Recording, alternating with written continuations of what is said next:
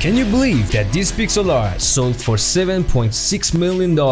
Or this image sold for $1.7 million? Or even NBA is selling NFTs?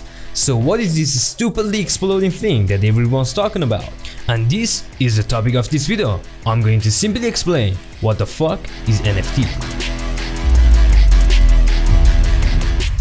So, simply non-fungible tokens, or NFTs, are digital content that has been converted into crypto tokens that are unique and can't be replaced. Unlike Bitcoin, Bitcoin is fungible, and if you change your Bitcoin with someone else's Bitcoin, you will still have the exact same value. Think of Mona Lisa, it's unique and cannot be replaced. However, that there are hundreds of massively copied versions of it, the original art is identifiable and unique, which means no other Mona Lisa is the same as the original one. And this is what makes something worth a lot, even if that thing is not something special, just like Pokemon cards. I think now you understand why everyone's so hyped about it. Where can you create, buy or sell NFTs?